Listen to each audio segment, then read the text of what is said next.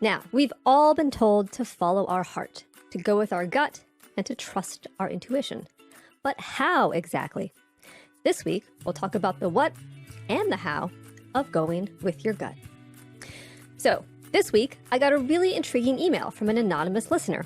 She is a science PhD student and, on the one hand, is really into hard facts and figures.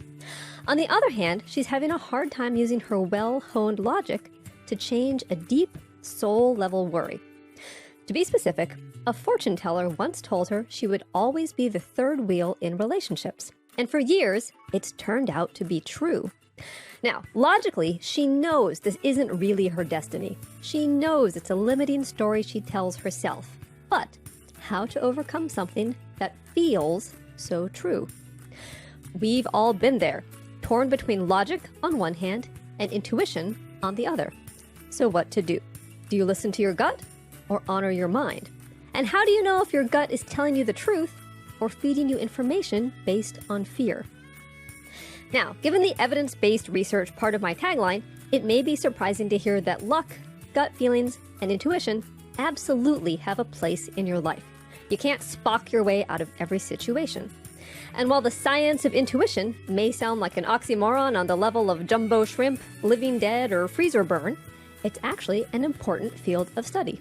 If you want to hear it from the source, decades of research are distilled in Nobel-prize winner Dr. Daniel Kahneman's acclaimed Thinking Fast and Slow. But for now, here's the nutshell. It turns out we humans have two systems to process information. One is the rational system. Researchers out of Cornell University describe the systems succinctly.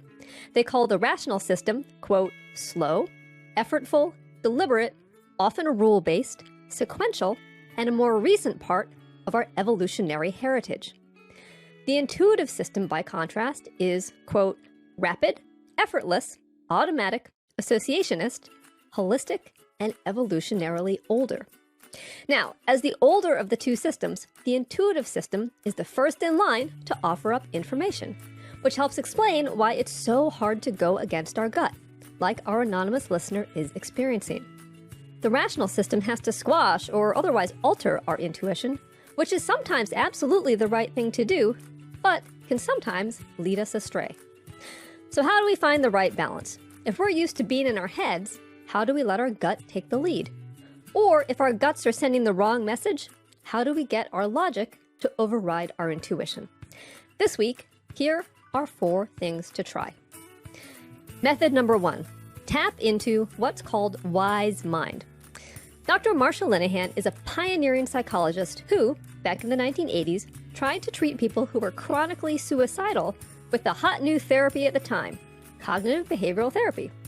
Now, pure CBT is extremely logical and reasoned, and Linehan discovered that her patients felt incredibly invalidated by it. Their worth and belief in themselves had been shattered from being raised in emotionally abusive, invalidating homes, and trying to challenge their logic felt like a repetition of the message that they weren't capable or worthy.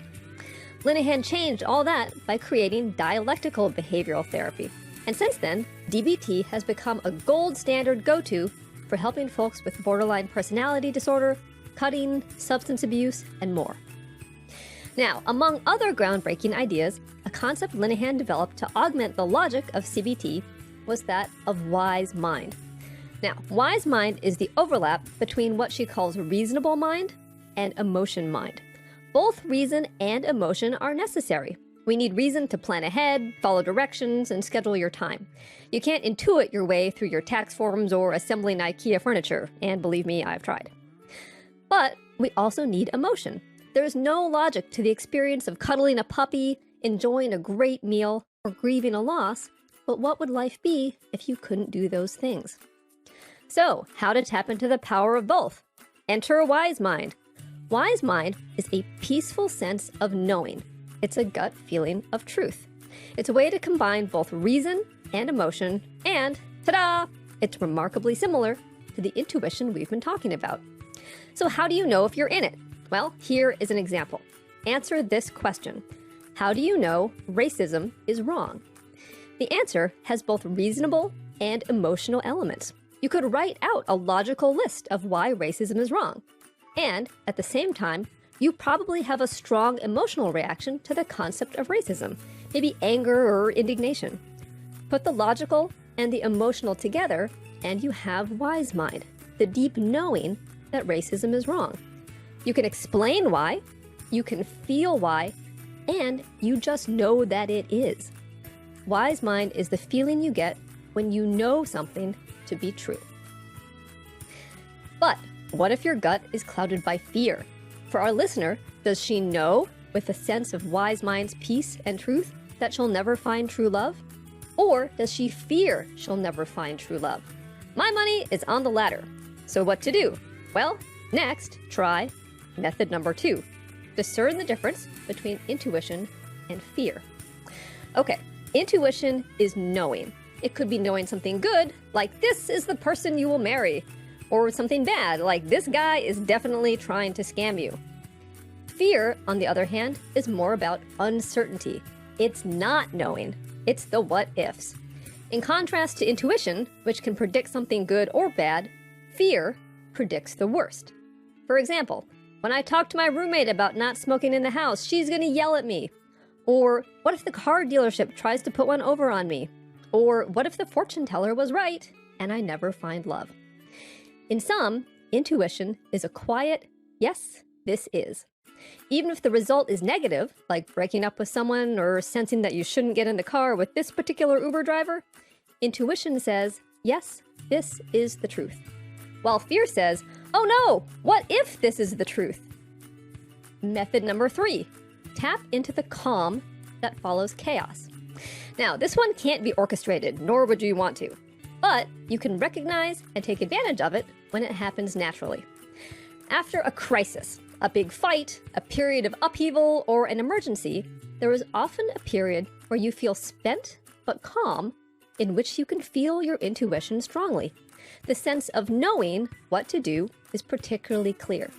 This might have happened to you. After a blowout fight with your partner, did you suddenly know it was time to break up? After a personal crisis, did you suddenly know what you had to do to get your life back on track? Why you can see most clearly when your eyes were just full of tears is anyone's guess, but it's a useful moment to tap into. Like I said, this has to come naturalistically, so don't go pick a fight or start some drama, but do see it as a silver lining to the cloud of hard times. And finally, method number 4. What would you tell a friend? This one is pretty straightforward. If a friend came to you with the same idea, what would you tell them? I just have a feeling that I shouldn't sign this contract.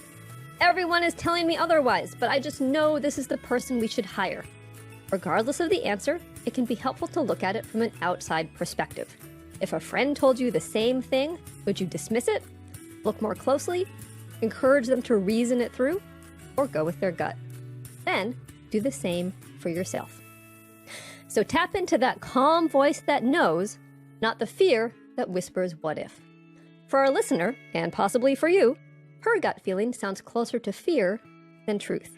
And although that means there's work to be done, the good news is that fear can be faced. In the meantime, dig under that fear and ask your gut for the truth. It may be quiet, it may be rusty, but in time, you'll hear it loud and clear.